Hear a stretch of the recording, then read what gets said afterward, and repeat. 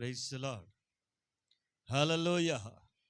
మన ప్రభు అయిన యేసుక్రీస్తు నామంలో ఈ పరిశుద్ధ ఆరాధనకు వచ్చినట్టు మీ అందరికీ హృదయపూర్వకంగా వందనాలండి. అందరికి వందనాలు. ప్రభుకి స్తోత్ర మహిమలు కలుగునుగాక. ఆమేన్. ఒక చిన్న వాక్యాన్ని చూద్దాం. హెబ్రీ పత్రిక 5వ అధ్యాయం 7-8 వాక్యాలు చదువుదాం. హెబ్రీ పత్రిక 5వ అధ్యాయం, అందరూ బైబిల్ తీసి చదవండి. 5వ అధ్యాయం 7-8 వాక్యాలు.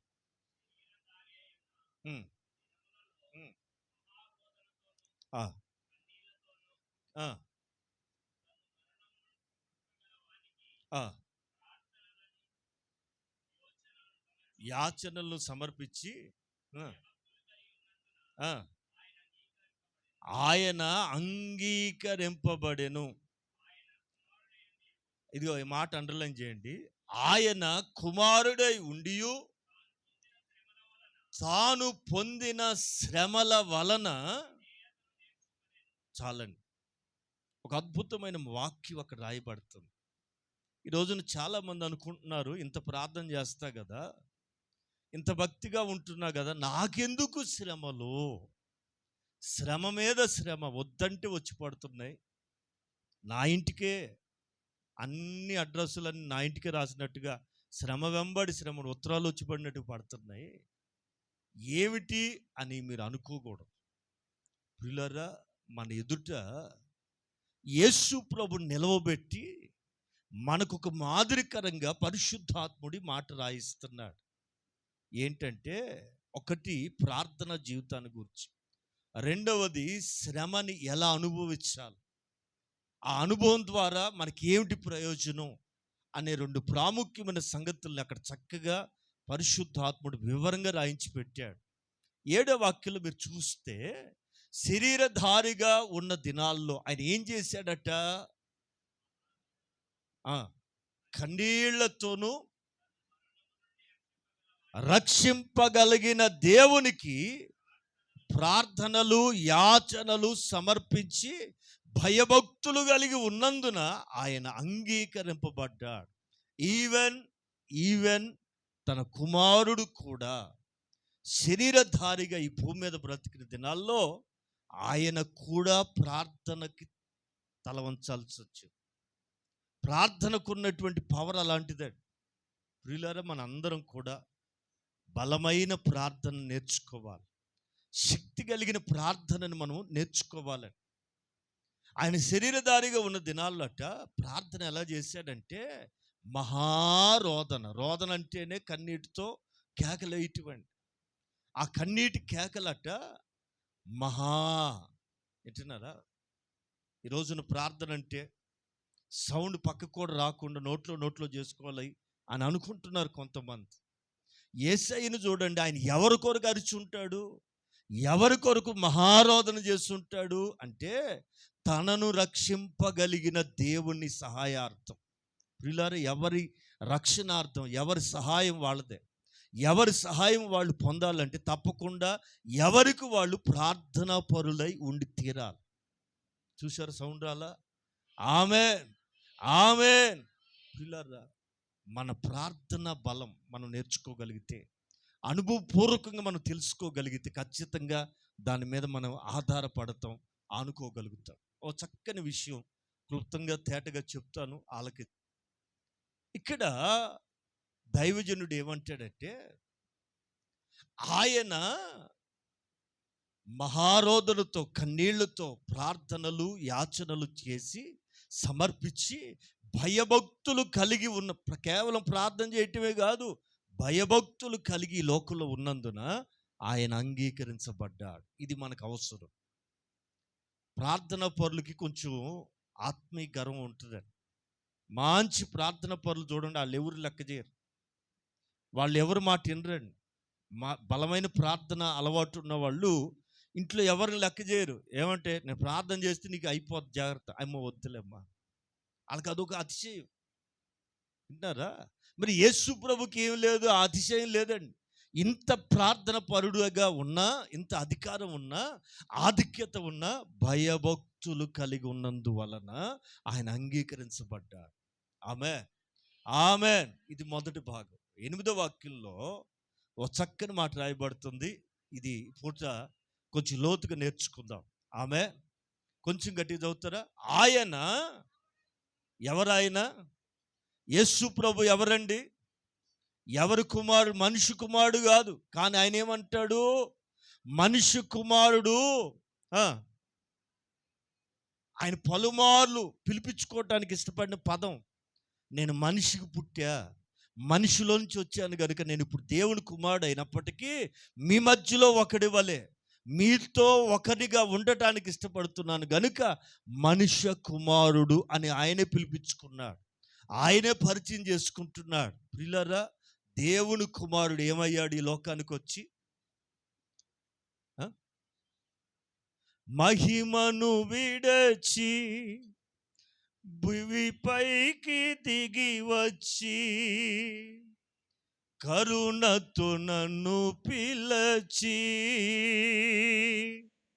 సత్యమును బోధించి చీకటిని తొలగించి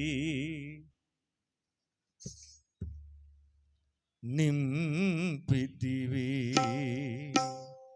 మహిమను విడచి భూమిపైకి దిగి వచ్చి కరుణతో నన్ను పిలచి సత్యమును బోధించి చీకటిని తొలగించి వెలుగుతో నింపితివి. నా పాదములు తొట్టిల్లనీయక స్థిరపరచి నీ కృపలో నడిపించువాడవు. సదయుడవై నా పాదములు తొట్టిల్లనీయక స్థిరపరచి నడిపించువాడవు. మహామహిమతో నిండిన కృపా సత్య సంపూర్ణుడా ఇశ్రాయేలు స్తోత్రములపై ఆసీనుడా యేసయ్యా. నా స్తుతుల సింహాసనం నీ కోసమే యేసయ్యా. మహామహిమతో నిండిన కృపా సత్య సంపూర్ణుడా ఇశ్రాయేలు స్తోత్రములపై ఆసీనుడా యేసయ్యా. నా స్తుతుల సింహాసనం నీ కోసమే యేసయ్యా. మహామహిమతో నిండిన కృపా సత్య సంపూర్ణుడా.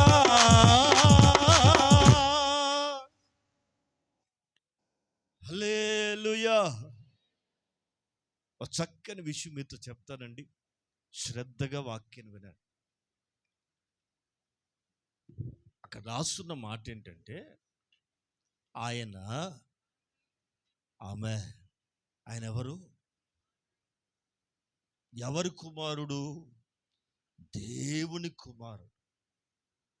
ఈ మధ్య మన కూడా చెప్పాగా, యేసు దేవుడని ఎక్కడుందని కొంతమంది మెంటలోళ్ళు లేచారు. ఆడికి పట్టిన మెంటలే గాక మనోళ్ళు పిచ్చోళ్ళు చేస్తున్నారు. దేవుని కుమారుడు ఏమవుతాడండి? చెప్పాగా, సింహం పిల్ల ఏమవుతుంది? మళ్ళీ దాన్ని కొత్తగా చెప్పాలా? ఏంటో పిచ్చోళ్ళు కొంతమంది బయలుదేరారండి. మనకు పిచ్చి ఎక్కకుండా మనం జాగ్రత్త పడాలి. దేవుని ప్రజలారా, శ్రద్ధగా ఆ మాటను ధ్యానం చేద్దాం. ఆయనట కుమారుడై ఉండియు, ఆమేన్, అండర్లైన్, ఏం పొందాడు ఈ లోకంలో? చెప్పాలి, అందరి గడి చెప్పాలి. ఏమై? ఎవరైనా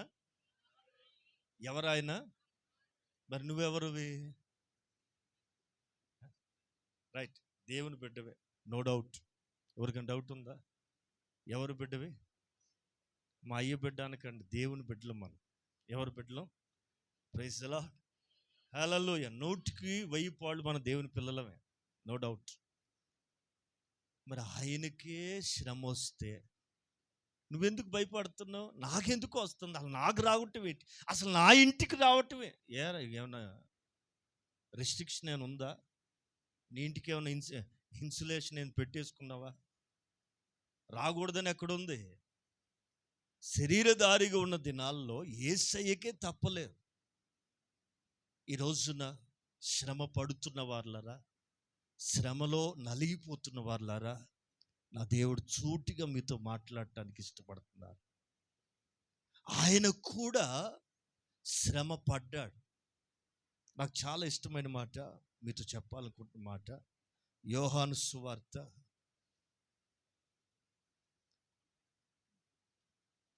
16వ అధ్యాయం చివరి మాట, 33వ వాక్యం. గట్టిగా గట్టిగా మాట. నా యందు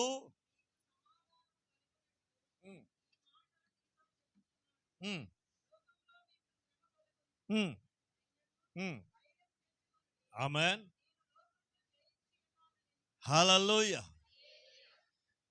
మీకు కలవరం పడకుండా ముందే చెప్తున్నా, మీరు కృంగిపోకుండా ఉండాలని మాటలు ముందే చెప్తున్నా. ఏంటంటే లోకం మీకు ఖచ్చితంగా ఏం కలుగుతుంది? శ్రమ కావాలన్న వాళ్ళు ఇప్పుడు స్తోత్రం చెప్పండి. చూసారా, ఆలోచిస్తూ ₹1,00,00,000 కావాలన్న వాళ్ళు ఇప్పుడు చెప్పండి. అబ్బా, అది కావద్దు ఇది వద్దు, భలే మేధావులు. ₹1,00,00,000 కావాలి, శ్రమ కావాలంటే ముందు చేయెత్తే దేనికి? అయ్యా ఉన్న జాలకి ఇంకోటి ఎందుకు బాబా, ఆ ₹1,00,00,000 ఇస్తే అప్పులను కట్టుకుంటాను బాబా అనేవాళ్ళు మామూలు వాళ్ళు కాదు. మీరు కాదులేండి, మామూలు. ఓకే, ఈ రోజున ధనం కంటే, తెలివితేటల కంటే, చదువు కంటే ప్రభుత్వాన్ని నువ్వు పొందుకునే కృప వెలకట్టలేంది. అర్థమైన వాళ్ళు స్తోత్రం చెప్తారు. కొంచెం జాగ్రత్తగా మనసు పెట్టి వాక్యం వినా, క్లుప్తం చెప్పి ముగిస్తా. శ్రమ శ్రమ, యేసు ప్రభువు వారు చెప్తున్నారు, నా యందు మీకు సమాధానం కలగవలనని ఈ మాట మీకు ముందే చెప్తున్నా. ఏంటంటే లోకములో మీకు ఏం కలుగుతుంది? నిజమైన దేవుని పిల్లలకి, నిజమైన ఆత్మీయులకి, నిజమైన విశ్వాసపు యాత్రలో నడుస్తున్న వాళ్ళకి ఖచ్చితంగా ఖచ్చితంగా ఈ లోకంలో మీకు శ్రమ ఎదురవుతుంది. ఆమె భయపడకూడదు, కృంగిపోకూడదు. కృంగిన ఎడలు నువ్వేమవుతావు? మీకు పులస చేప సంగతి తెలుసా? పులస చేప అన్ని ఏటికి దిగుగు పరిగెడుతుంటే ఈ పులస ఏం చేస్తుందో తెలుసా? ప్రవాహానికి ఎదురేత.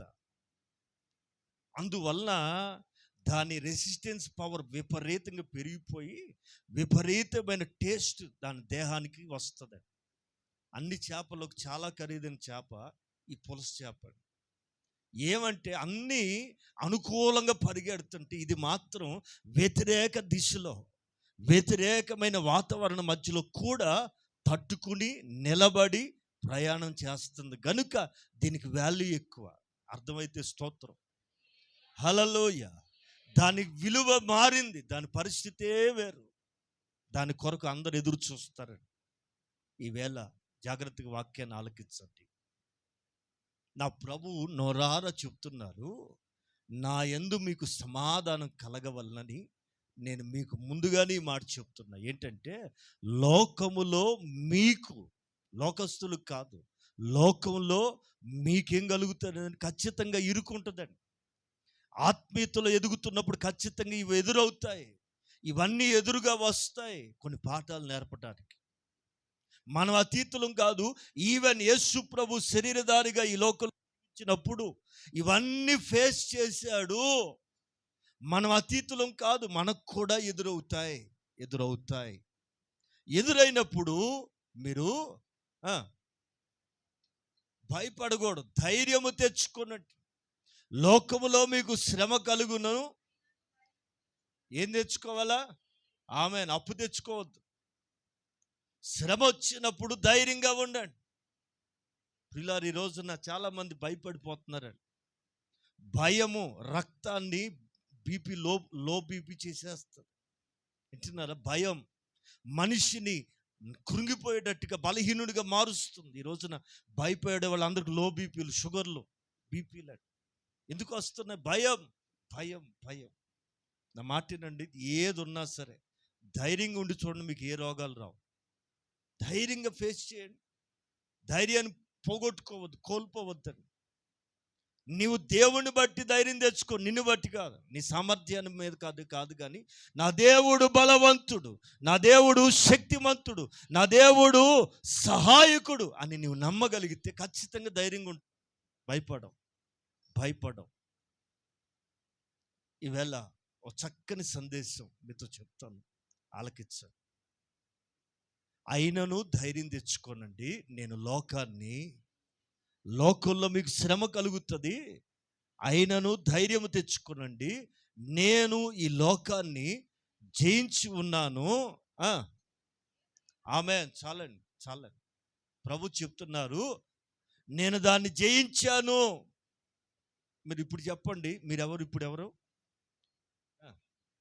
రైట్, మీరందరూ దేవుని కుమారులు, కుమార్తెలు. ఓకే, డౌట్ లేని వాళ్ళు చెప్పండి, మీరెవరండి? దేవుని కుమారులు, కుమార్తెలు. మీరు ఎలా ఉండాలి? ఆయన కుమారుడు ఎలా ఉన్నాడట? ధైర్యముగా ఉన్నాడు, జయించాడు. రైట్, మళ్ళీ ఇక్కడికి వద్దాం.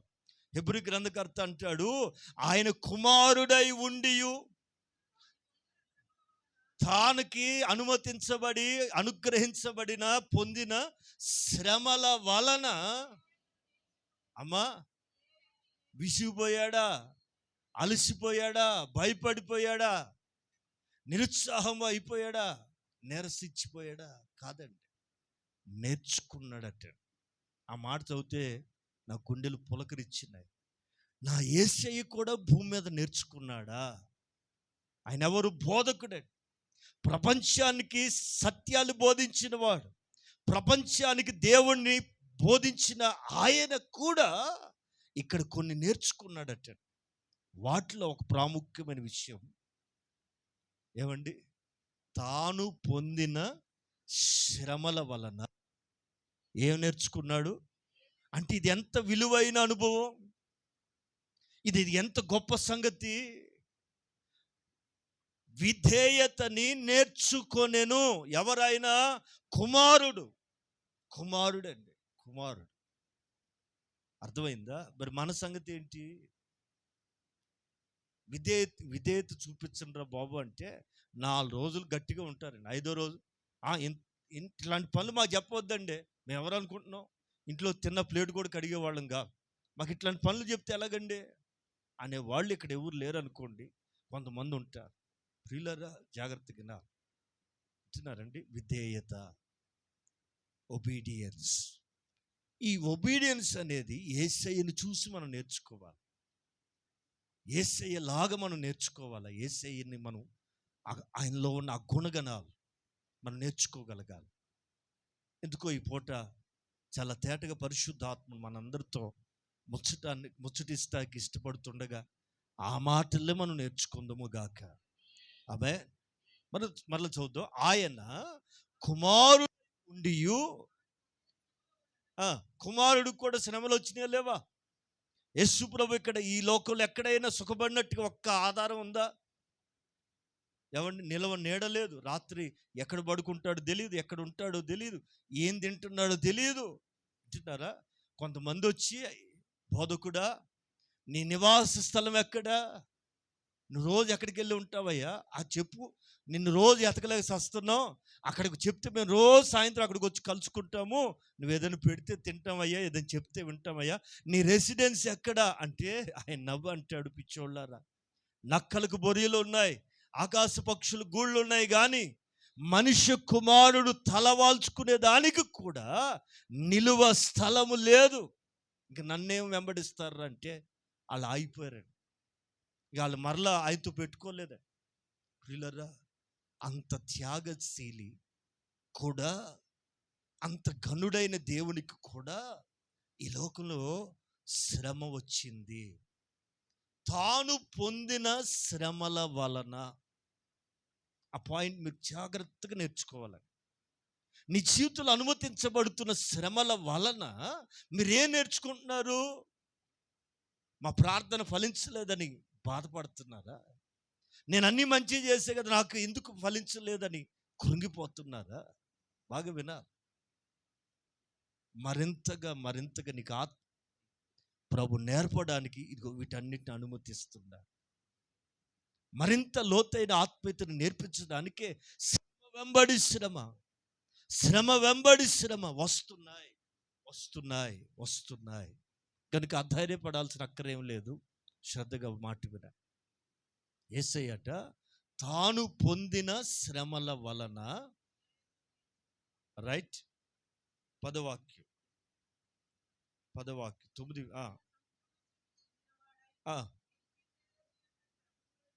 మెల్కీసెదెకు క్రమములో చేరిన వాడై,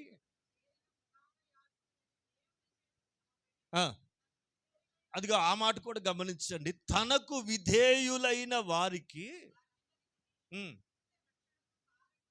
ఆమె తాను ఏదైతే విధేయత చూపించాడో తన వలే ఎవరైతే తనకు విధేయత చూపిస్తారో ఆమె ప్రైజ్ ది లార్డ్. తనకు విధేయత చూపించే వారికట నిత్య రక్షణకు ఆయన కారకుడుగా ఉంటాడు. తాను మాత్రం కాదండి, తన వలె తన ఎడల విధేయత చూపిస్తే.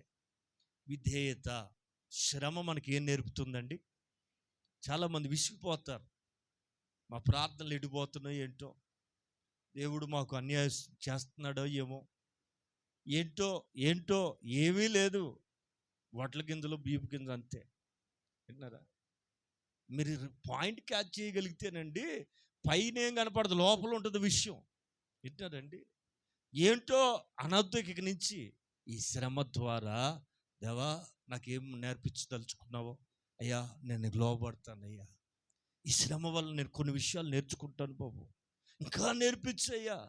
నీవు ఉద్దేశించినది ఏది నిష్ఫలము కాదయ్యా, నా పట్ల అది నెరవేరాలయ్యా అని అప్పగించుకుని చూడండి. ఆమె అదిగో అలా అప్పగించుకున్నాడు గనుక అనేకులకు ఆయన రక్షణకర్తగా, రక్షణ కారకుడుగా మారాడు. ఆమె ఒక మంచి పాయింట్ నేర్చుకుని ఇక్కడి నుంచి వెళ్దాం. నిత్య రక్షణకు ఆయన కారకుడుగా మారాడు. దేన్ని బట్టి? తాను పొందిన శ్రమల వలన విధేయత నేర్చుకున్నాడు కనుక ఆ విధేయతను ప్రకటించి పరిచయం చేసి ఆ విధేయత ద్వారా దేవుని రక్షణకి కారకుడుగా మారాడు. అంటే దేవుడు వాడుకోవటానికి కూడా ప్రబలమైన కారణం యేసయ్యలో అదిగో ఆ విధేయత కాదండి, ఆ విధేయత. రైట్. పేతురు భక్తుడు కూడా ఒక మంచి మాట రాస్తున్నాడు. పేతురు మొదటి పత్రిక 1వ అధ్యాయం, త్వరగా పేతురు గారు రాసిన మొదటి పత్రిక 1వ అధ్యాయం 2వ వాక్యం, మొదటి నుంచి కలిపి ఉన్నాయి, చదవండి.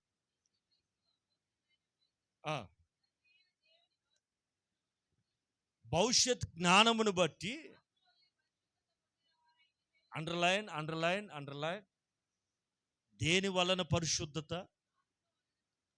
ఆత్మ వలని పరిశుద్ధతను పొందిన వారై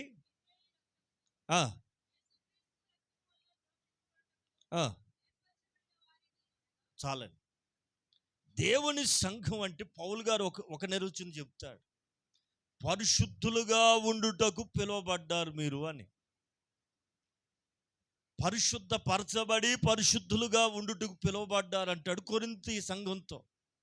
ఇక్కడ పేతురు గారు సంఘాన్ని గురించి ఏమని నిర్వచిస్తున్నాడు? ఆత్మ వలన పరిశుద్ధపరచబడి.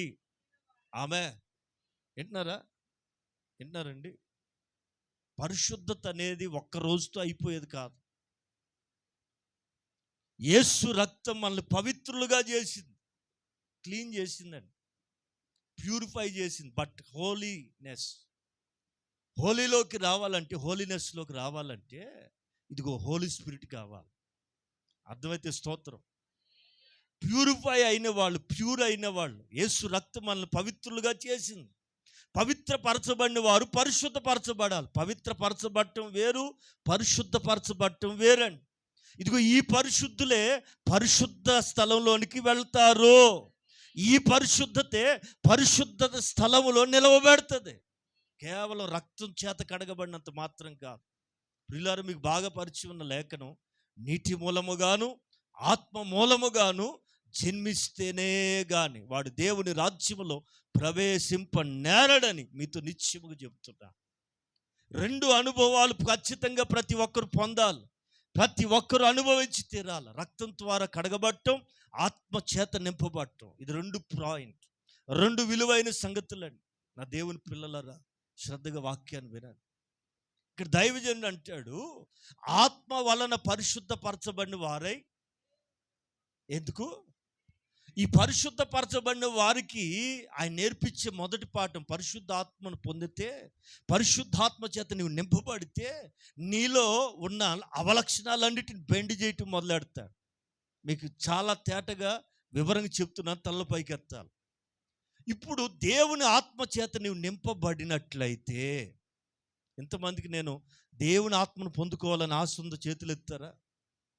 పొందని వాళ్ళు, పొందినోళ్ళు కాదు. నిజంగానే దేవుని ఆత్మను పొందాలనుకుంటున్న వాళ్ళు, సరే నాకు చూపించక ఇష్టం లేదా, నాకు చూపించొద్దు, మీ దేవుడికి చూపించాలి. ఆమె మీ ఆశ తీరా దేవుడు ఆత్మ చేత నింపునుగాక. ఆమె ఆమె నేను ఒక వ్యక్తిని దేవుడు ఆత్మ చేత నింపబడినప్పుడు మొదట సూచన ఏంటంటే, అతడికి నత్తి పెదవులతో మాట్లాడడం మొదలెడతాడు. ఓ వ్యక్తిని పరిశుద్ధాత్ముడు తాకినప్పుడు, స్వాధీనపరుచుకున్నప్పుడు అతన్ని నాలుకని ఆయన పట్టుకుంటాడు, కంట్రోల్ ఉంచుతాడు, విధేయులుగా మారేటట్టుగా చేస్తాడు. ఎందుకని? మనిషిలో ఉన్న అతి ప్రమాదకరమైన అవయవం ఏంటో తెలుసా? చెప్పాలా? మనిషిలో ఉన్న అతి ప్రమాదకరమైన అవయవం ఏదైనా ఉంది అంటే అది నాలుకే. నాలుకట చిన్నదే కానీ అడవిని తగలబెడుతుందట, కొంపను తగలబెట్టేస్తుందట. ఒక్క మాట అనని మాట ఒక్కటి అని వదిలిపెట్టారనుకోండి, వాళ్ళు కొట్టుకు చేస్తూనే ఉంటారు, వీళ్ళు నవ్వుకుంటూనే ఉంటారని. ఒక్క మాట. అందుకని ఇది ఇంతవరకు కొంపలు తగలబెట్టింది కనుక ఈ నాలుకని ఏం చేస్తాడంటే పరిశుద్ధాత్ముడు అలా పట్టేస్తాడు, లోబడేటట్టు, దేవునికి లోబడేటట్టుగా చేస్తాడు. అప్పుడు ఏమవుతుంది చెప్పాలా? నత్తి పెదవుల ద్వారాను, అన్య భాషల ద్వారాను. ఎక్కడుంది మాట? యెషయా గ్రంథంలో తెలిసిన వాళ్ళు త్వరగా చదవాల.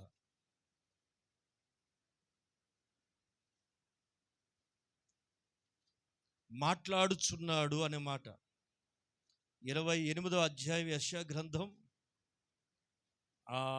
రైట్, 11 నుంచి చదవాలి. 11 from 11. అలసిపోయారా? లోకంతో పోరాడి అలసిపోయారా? అలసిన వాణిని కలుగజేయండి. ఇదిగో వింటున్నారా? పరిశుద్ధాత్మతో నువ్వు నిండుకుంటే నీలో జరిగే కార్యం ఏంటో తెలుసా? ఒక నెమ్మది పొందుతావు. సమాధానాన్ని కర్త అయిన దేవుడు నీలోనికి వస్తే ఆ సమాధానం నువ్వు పీస్ అది నువ్వు అనుభవిస్తావు అంతరంగంలో. ఇదే నెమ్మది, ఇదే విశ్రాంతి. అండర్లైన్, నత్తివాని పెదవుల చేతను ఆమేన్ ప్రవచనం. ఇది యేసయ్య సిలువలో వేలాడబడక మునిపే ప్రవచించబడిన ప్రవచనం. ఎప్పుడు నెరవేర్చబడింది? పెంతెకోస్తు రోజు నుంచి మొదలైంది. అందుకే ఈ మాటల్ని ఎత్తి పేతురు గారు చెప్తున్నాడు, ఆనాడు యోవేలు ప్రవచనం ఏదైతే ప్రవచించాడో అది ఇప్పుడు నెరవేరుతుంది. వీళ్ళు మద్యం తాగిన వాళ్ళు కాదు, అల్లరి మనుషులు కాదు, వీళ్ళు ప్రవచనము నెరవేర్చబడుతున్న అనుభవంలో ఉన్నారు. ఆమె నత్తి పెదవులు. ఇప్పుడు మీలో ఎవరైనా ఇంటికి వెళ్ళి 4 పట్టుకుని చక్కగా మాట్లాడి చూడండి, 4 బయటికి తీసి చిన్నపిల్లల తింగర పనులు చేయకండి. ఇలా పట్టుకుని చూసి మాట్లాడండి. నత్తికి వస్తుందా లేదా? చెప్పరామండి. తత్ అంటారా లేదా? ఎక్కడి నుంచి వచ్చింది? అదిగో పరిశుద్ధాత్ముడు ఎప్పుడైతే నీ మీదకి వచ్చాడో దాన్ని అలా పట్టేస్తాడు. కొంపలు కూల్చిన ఈ నాలుక, బూతులు మాట్లాడి ఈ నాలుక, కోప్పడిన ఈ నాలుకని అలా పట్టేస్తాడు. విధేయతలోనికి నడిపిస్తాడు, లోపట్టానికి నడిపిస్తాడు. అప్పుడు వీడు మాట్లాడటానికి ట్రై చేస్తాడు నత్తి పెదవుల ద్వారా. ఆమె అన్య భాషల చేత, తెలియని ఒక భాష, దేవదూతలు మాట్లాడే భాషలో ఒక భాషని గిఫ్ట్గా నీకు ఇచ్చి నీతో ఆయన మాట్లాడడం ప్రారంభిస్తాడు. ఆమె ఇది ఉన్నతమైన అనుభవం. ఏదో చర్చికి వెళ్తున్నాను, బైబుల్ ఉంది, అది కాదు. నీవు దేవునితో మాట్లాడటం కంటే దేవుడు నీతో మాట్లాడటం గొప్ప భాగ్యం. ఎంతమంది ఆమెనంటున్నారు? నువ్వు దేవునితో మాట్లాడడం గొప్ప సంగతి కాదు. దేవుడే నీ దగ్గరికి వచ్చి నీతో మాట్లాడడం నీ భాగ్యం. దేవుడు నీకు ఇచ్చిన ఆధిక్యత. ఈ ఆధిక్యతలోనికి మీరు అందరు వచ్చుదురుగాక. ఆమె శ్రమ పడిన వారులారా, శ్రమ పడుతూనే ఉన్న వారులారా, మీకు ఒక ఆదరణకరమైన మాట చెప్తున్నాను నేనండి. నా యేసయ్య ఈ లోకంలో తాను రోధించాడు, కన్నీరు గార్చాడు. అంత మాత్రమే కాదు, తాను పొందిన శ్రమల వలన విధేయత నేర్చుకున్నాడు. ఇక్కడ పేతురు భక్తుడు కూడా ఏమంటాడంటే, ఆత్మ వలన పరిశుద్ధపరచబడి. ఆమె ఆత్మ మనలో చేసే క్రియ ఏంటంటే, యేసు రక్తం నిన్ను పవిత్రులుగా చేస్తే పరిశుద్ధాత్ముడు నిన్ను పరిశుద్ధపరుస్తాడు. ఆయన పేరే పరిశుద్ధమైన ఆత్మ. ఆ ఆత్మ నీ లోపలికి వచ్చినప్పుడు ఏం చేస్తాడు? ఆయన పని చేయటం మొదలు పెడతాడు. ఏంటి ఆ పని అంటే, మొదలుపెట్టిన పని అంటే 4తో మొదలుపెట్టి అంతరంగం, మనస్సు, హృదయం, అంతరంగంలో ఉన్న ప్రతి స్థితిని, ప్రతి స్థానాన్ని పరిశుద్ధపరిచి మచ్చ, ముడత, కళంకము లేని వధువుగా నిన్ను సిద్ధపరుస్తాడు. ఆమె ప్రతి ఒక్కరూ పరిశుద్ధాత్మ చేత నింపబడుదురుగాక. స్తోత్రం. మరొక మాట ఇక్కడ ఏమంటాడంటే, ఇదిగో ఈ పరిశుద్ధపరచబడిన వారు, ఆత్మ చేత పరిశుద్ధపరచబడిన వారై త్వరగా విధేయులగుటకును.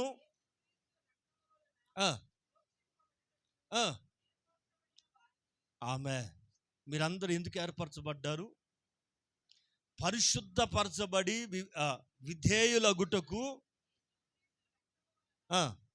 ప్రోక్షింపబడుటకు. ఆమె ఎందుకు ఏర్పరచబడ్డాం? లోకంలోంచి ప్రోక్షణ, యేసు రక్తము చేత నీవు ప్రోక్షించబడటానికి, నీవు ఆత్మ చేత పరిశుద్ధపరచబడటానికి, నిన్ను విధేయత అనే అనుభవం నేర్పించడానికి మీరందరూ ఏర్పరచబడ్డారు. ఇదే పత్రికలో 15వ వాక్యం 14, 16 కలిసి ఉన్నాయి. అందులో నేను పరిశుద్ధుడై ఉన్న రాయబడింది పాత నిబంధన ప్రకారం. అయితే కొత్త నిబంధన సంగమా, యేసు రక్తం చేత కడగబడిన వారులారా, అయితే మీరు ఏ పిల్లలు, ఏ పిల్లలు మనం ఇక ఆ పాట పాడకూడదు. ఇక చిన్న గొర్రె పిల్లనయ్యా, మెల్లగా నడిపోయ్యా, నేను నడవటం ఇష్టం లేదయ్యా, ఎత్తుకోయ్యా, దించయ్యా. ఇవన్నీ చిన్నపిల్లలు పాడే పాటలండి. 60 ఏళ్ళ అమ్మమ్మ చిన్న గొర్రె పిల్లల్ని వేసేయ్యా, మెల్లగా నడుపు అంటే ఏమైనా అర్థం ఉంటుందండి? ఇంకా చిన్న గొర్రె పిల్లగానే ఉందాం అనుకుంటున్నారా? లేదు. విధేయులైన పిల్లల వలె, ఆమె విధేయత చూపే పిల్లల వలె మనం ఉండాలి. రైట్? కొన్ని మంచి విషయాలు చెప్తాను, ఇక వినండి. విధేయులైన పిల్లల వలె మీరు ఉండాలి. Praise the lord. హల్లెలూయా. ఒకసారి యోసేపు కాలంలో శ్రమ పడ్డాడండి. మామూలు శ్రమ కాదు.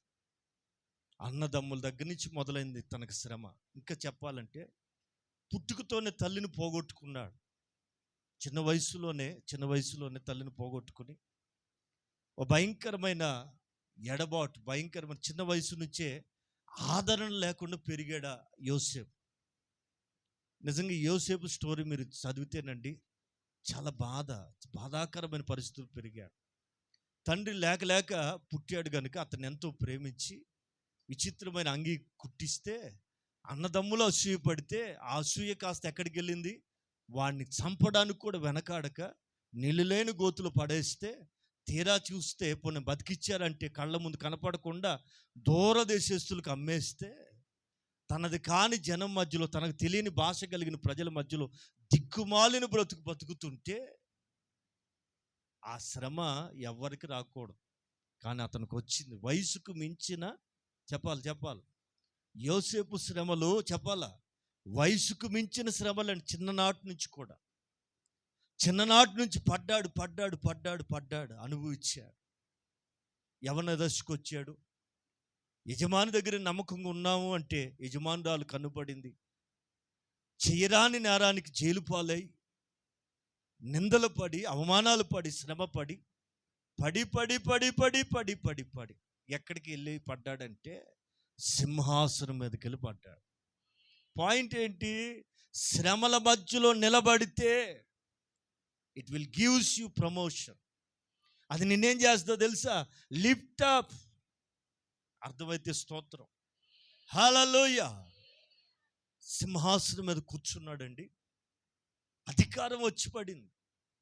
తన జీవితంలో ఊహకు కూడా మించి అందనటువంటి స్థానంలో కూర్చుని ఫరో తర్వాత ఫరోలాగా. చదువుతారా ఆ మాటలు? భలే రాసుంటాయి. ఆదికాండం 41వ అధ్యాయం, నిర్గమకాండం, ఆదికాండం 41వ అధ్యాయం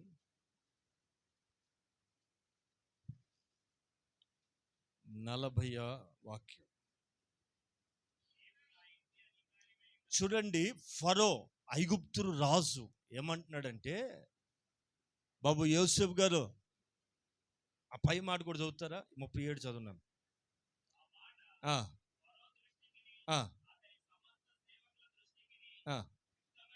ఒక్క నిమిషం 36 చదువు, గట్టిగా చదువు. కరువు చేత ఈ దేశము నశించిపోకుండా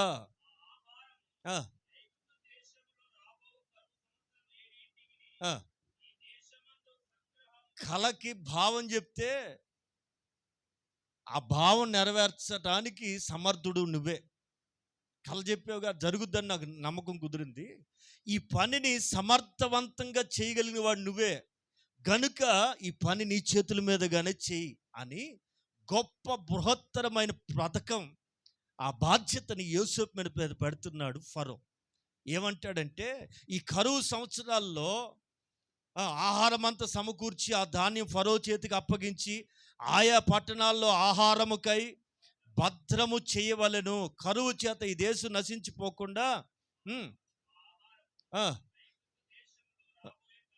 రాబోయే కరువు సంవత్సరములు 7ంటికి చెప్పాను.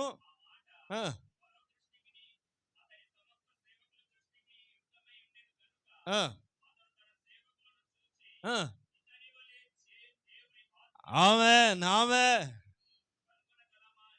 ఇప్పుడు తల్ల పైకెత్తా. ఒంటరి బ్రతుకండి, నా అన్నవాళ్ళు లేరు, చెప్పుకునే బాధ చెప్పుకుందంటే సొంత మనుషులు ఒక్కళ్ళు లేరు. యోసేపు జీవితం పెళ్ళయ్యేదాకా ఒంటరి బ్రతికేనండి. బాగా ఆలకించాలి. పెళ్ళయ్యే వరకు ఒంటరోడే, బట్ గట్టోడు. ఎక్కడి నుంచి వచ్చింది ఆ ధైర్యం? మీరు కానీ ఒంటరిగా 10 రోజులు ఒక గదిలో ఉండటానికి ట్రై చేయండి. పిచ్చెక్కిపోతుంది. ఫోన్ అక్కడ పడేసి మీరు ఒక్కరే ఒక గదిలో నీళ్లు వంట మీరే చేసుకుంటూ మీ తిప్పలు మీరే పడుకుంటూ ఒక 10 రోజులు ఉండండి. యోసేపు బ్రతుకంతా ఒంటరి పోరాటం. ఆ ఒంటరి పోరాటంలో ఎందుకు విసిగిపోలేదు?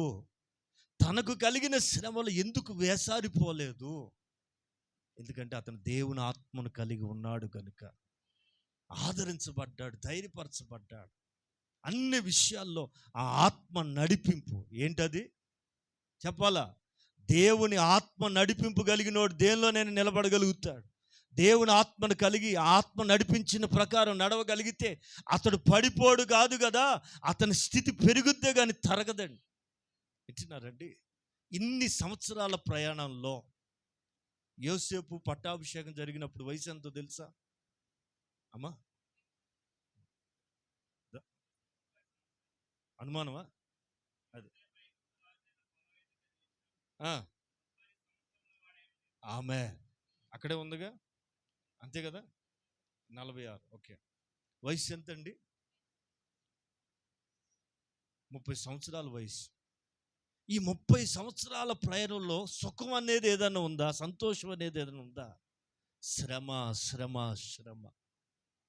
బట్ తట్టుకున్నాడు, నిలబడ్డాడు, నిలిచే ఉన్నాడు. ఆ శ్రమలో నిలబడ్డాడు కనుక దేవుడు వాడుకోవటం మొదలుపెట్టాడు. ఆమేన్, ఆమేన్. ఎంతగా అంటేనండి, ఏ దేశంలో అయితే దిక్కుమాలను బతికాడో ఆ దేశమే చేతులెత్తి మొక్కేటట్టుగా ఆ రాజు అంటాడు, చక్కని మాట చదవాలి. ఇతని వలే దేవుని ఆత్మ కలిగిన మనుషుని మనం ప్రపంచంలో ఎక్కడైనా కనుగొనగలమా?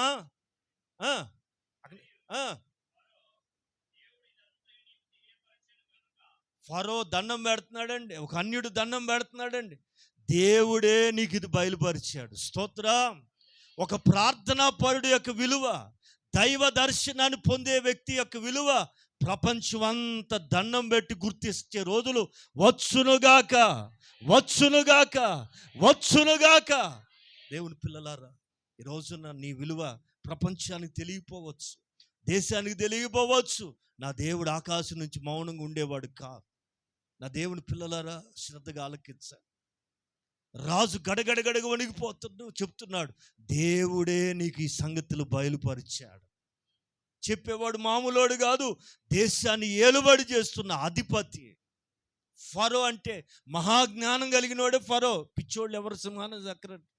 మహా తెలివి కలిగినవాడు దండం పెడుతున్నాడు దేవుడు బయలుపరిచిన సంగతి కొరకు. ఆమె రైట్ రైట్ చదవాలా?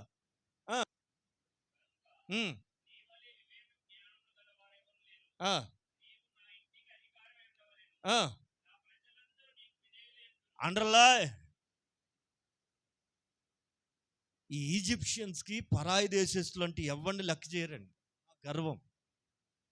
ఈ ఐగుప్తీయులకి పరాయి దేశస్తులు అంటే మహాసులకన. ఎవరినైతే చులకనగా చూశారో వాయిన్నే సింహాసనం మంది కూర్చోబెట్టి ఫరో అంటాడు, నా జనులందరూ నీకు విధేయులు అవుతారు. నా దేశం, మై వరల్డ్, మై వరల్డ్, చాలా బాగుంది. నా ప్రపంచం, నా సామ్రాజ్యం అంతా కూడా నీకు విధేయులు అవుతాం. ఆమె, ఆమె. నేను కేవలం అధికారిని మాత్రమే. ఏమంటాడు? నా సింహాసన విషయంలో తప్ప, అంతే. వ్యక్తిగతంగా నేను నీకంటే చిన్నోడిని, దాని అర్థం అదే. రాజ్యానికి రాజు కనుక నేను పెద్దోడిని. వ్యక్తిగతంగా నీ తెలివితేటల ముందు, నీ ఆత్మీయత ముందు, నీ ముందు నేను తక్కువ వాడినే. సింహాసన విషయంలో మాత్రమే నేను పైవాడినై ఉంటాను.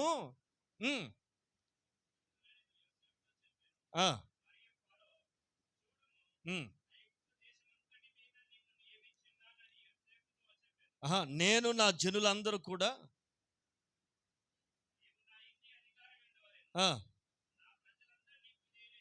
ఆమె, నేను నా ఇంటి వారికి నువ్వేం కావాలా? మరి నువ్వేం చేస్తావురా బాబు? నాకు మించిన జ్ఞానం నీ దగ్గర ఉందయ్యా.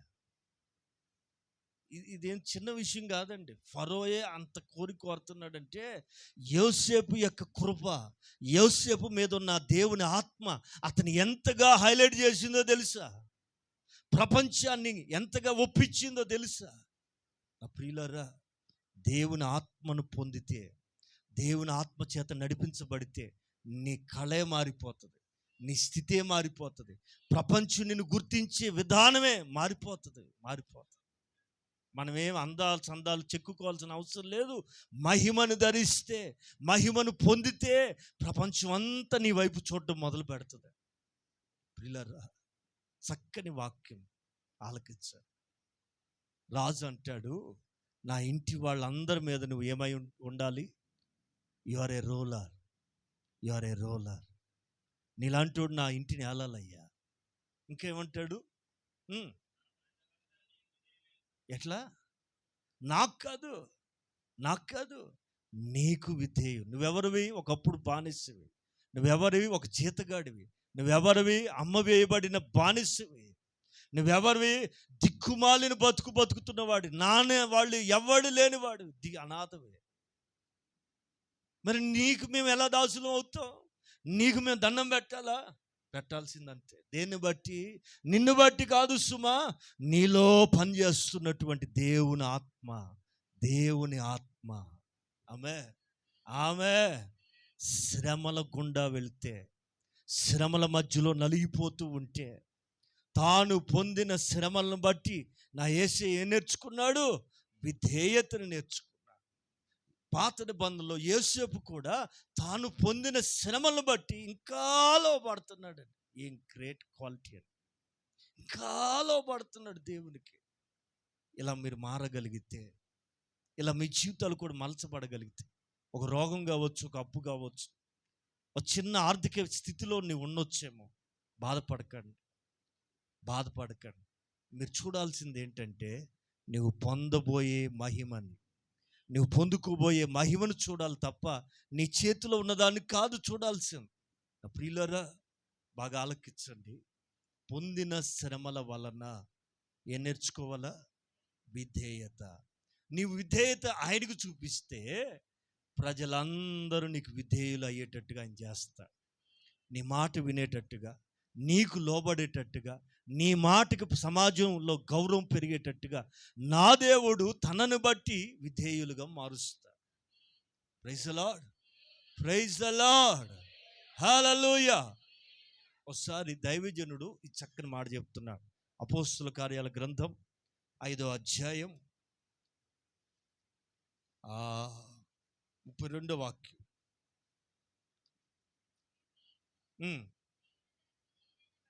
పేతురు గారు ఒక చక్కని విషయం చెప్తున్నాడు ఇక్కడ.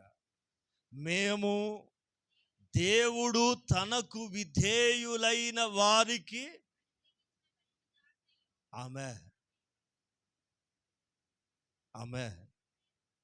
ఇంత ధైర్యం ఏమిటి పేతురు? నీకు ఇంత ధైర్యం ఎక్కడిది?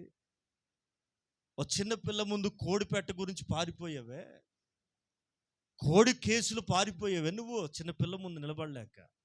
ఇక్కడ ఇంత ధైర్యం ఎక్కడిదయ్యా? ఏంటి నీ ధైర్యం అంటే, పిచ్చోళ్ళారా, నేను బలహీనుణ్ణి, మహాపిరికోడిని, తొందరపాటుని. ఎప్పుడైతే దేవుని ఆత్మను పొందానో నా అవలక్షణాలన్నీ మారిపోయినాయి. ఎప్పుడైతే దేవుని ఆత్మ నన్ను తాకిందో ఆ పిరికితనం ఎటో పోయింది, నాలో తొందరపాటు అణిగిపోయింది. అర్థమైతే స్తోత్రం. మీలో ఉన్నటువంటి అవలక్షణాలన్నీ అణిగిపోవాలంటే అదిగో పైనుండి దిగి వచ్చే శక్తి చేత నింపబడుదురుగాక. ఆయన అంటాడు, మేము, సువార్త చెప్తుంది ఎవరు తెలుసా? మేము దేవుడు తనకు విధేయులైన వారికి, వింటున్నారా? పరిశుద్ధాత్మను పొందటానికి నువ్వు ఎన్ని విషయాల్లో లోపడగలవో అన్ని విషయాలు లోపడ. నిజమండి, దేవుని ఆత్మను పొందకుండా ఎవరు నడిపించబడలేరు. దేవుని ఆత్మను అనుభవించకుండా ఆ దేవుని సంగతులు అర్థం కావు. దేవుని ఆత్మను రుచి చూడకుండా ఆత్మ సంగతులు అసలే అర్థం కావు. నా మాట పేతురు గారు అంటాడు ఇక్కడ, మేము దేవుడు తనకు విధేయులైన వారికి అనుగ్రహించిన పరిశుద్ధాత్మయు. ఆమేన్, ఆమేన్, ఆమేన్, హల్లెలూయా, హల్లెలూయా. తనకు విధేయులైన వారికి అనుగ్రహించబడుతుంది పరిశుద్ధాత్మ. ఓకే, రోమాపత్రికలో దైవజనుడు మాట చెప్తున్నారు. 2 మాటలు చెప్పి ముగిస్తున్నాను, చదవాలి. రోమాపత్రిక 5వ అధ్యాయం 19వ వాక్యాన్ని ఒకసారి చదువుదాం.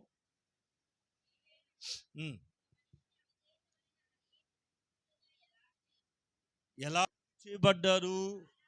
ఆదాము యొక్క అవిధేయత వలన. వింటున్నారండి? మహిమను ఇచ్చిన దేవుడు దాన్ని తీసేసుకోవాల్సి వచ్చింది. అవిధేయత అనేది ఎంత ప్రమాదమో తెలుసా?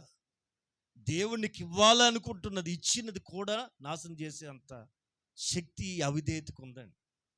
ఈ అవిధేయత వల్ల ఎంత నష్టమో తెలుసా అండి? దేవుడు నీకు ఇచ్చింది కూడా తీసేసుకునేంత, నీవు నష్టపోయేంత, నీకు నీవే నష్టపోయేంత. ఇప్పుడు శామ్యూయేలు కొంచెం లేట్ చేశాడు. దేనికి? బలి అర్పించడానికి. కొంచెం చీకటి పడిపోతుంటే జనం అంటున్నారు, ఏం శామ్యూయేలో ఏంటి, ఆయనే వధించాలా ఏంటి? ఆ బలేదో ఎవడో కూడా అర్పించేస్తే అయిపోతుంది, మేము పోతాంగా ఇళ్ళకి, ఎంతసేపు ఉండాలి? పిల్ల పాపలు కలిగిన వాళ్ళం, మేము పోవాలని జనం సనుగుతున్నారు. సనుగులు విన్నాడు ఎవరు? సౌలు విన్నాడు. ఆ మాత్రం గొర్రెను చంపటం, రక్తం ప్రోక్షించడం, నిప్పుల మీద తగలబెట్టడం నాకు రాదా? నేను చూడలేదా? రాజుగారిని నేను చేస్తే కాదనేది ఎవడని బైబిల్లో రాస్తుందండి. తనంతట తానే సాహసించి తాను చెయ్యకూడని పని చేసి ఏమండి చేతులు కడుక్కుంటున్నాడు. ఇంతలో రానే వచ్చాడు శామ్యూయేల్. వచ్చి అంటూ, సౌలా ఎంత అవివేక పని చేసేవరా నాయనా, నీ రాజ్యాన్ని స్థిరపరచమని దేవుణ్ణి బ్రతిమలాడి ఒప్పించేదానికి ఇంత సమయం పట్టింది. నేను నీ కొరకు లేట్ చేస్తే, నీ కొరకు కష్టపడి వస్తే, నీవేంటి దేవుని ఆజ్ఞను మీరావు? ఇది నీ పని కాదు కదా. ఏముందిలేండి, గొర్రెను చంపి తగలబెట్టడం ఇదో పెద్ద పనా? ఒరే పిచ్చోడా, ఎవరి పని వాళ్ళు చేయాలా? వింటున్నారా? సేవకుని పని సేవకుడే చేయాలా? విశ్వాస పని చెప్పాలండి. ఎవరి మీద పడితే వాళ్ళ మీద చేతులు వేసారు గాక మీకు తెలియదండి. అధికారం ఉండాలి, అభిషేకం ఉండాలి. ఎవరు పడితే వాళ్ళు టచ్ అన్నారు గాక లేనిపోని అంటుకుంటే నా మాట. ఎవరు చేసే పనులు వాళ్ళు చేయాలా? నా పని నువ్వెందుకు చేసావు? ఏమో వాళ్ళందరూ వెళ్ళిపోతున్నారు, చేశారు. ఒరే పిచ్చోడా, ఎంత పని చేసావురా? దేవుడిని రాజ్యాన్ని, నీ సింహాసనాన్ని పిల్లలకి ఇవ్వాలనుకున్నాడు. ఇదిగో నువ్వు చేసిన ఈ అవివేక పని వల్ల నీ రాజ్యం నీకు నిలబడదు. మరొక్కని చేతికి ఇచ్చేసాడు దేవుడు. ఈయన నేరం చేసాడు, ఏమైనా చంపాడండి? ఏళ్ళ ఆయన చేయాల్సిన పని ఈయన చేసాడు అంతే. జనం వెళ్ళిపోతున్న తొందరలో చేయకూడని పని తొందరలో ఆవేశాలు చేశాడు. తత్ఫలితంగా రాజ్యం అతని చేతిలోంచి తీసివేయబడింది. ఇవన్నీ చరిత్రలు చదువుతుంటేనండి, అవిధేయత అనేది మనిషిని ఎంత సర్వనాశనం చేస్తుందో తెలుసా? అందుకని వాక్యానికి అవిధేయులు అవుదాం, ఆత్మ నడిపింపునికి విధేయులు అవుదాం, వాక్యానికి విధేయత చూపుదాం. అలాగే పిల్లరా, యేసయ్య వలె ఈ పూట మనం నేర్చుకోవాల్సిన మాట ఏంటో తెలుసా? మనము పొందుతున్న శ్రమల వలన ఇంకేం నేర్చుకుందాం? దేవా, నాకు విధేయత నేర్పించయ్యా, నాకు ఇంకా విధేయత నేర్పించయ్యా. నీ చిత్తాన్ని కనుగొనే ఆ విధేయత, ఈ శ్రమల లోపల దాచిన ఆ ఆశీర్వాదం కొరకు నన్ను విధేయత మార్గంలోనే నడిపించయ్యని కోరుకుందాం. దేవుడి మాటలు మన వినికిల్లో ఆశీర్వదించును గాక. ఆమెన్.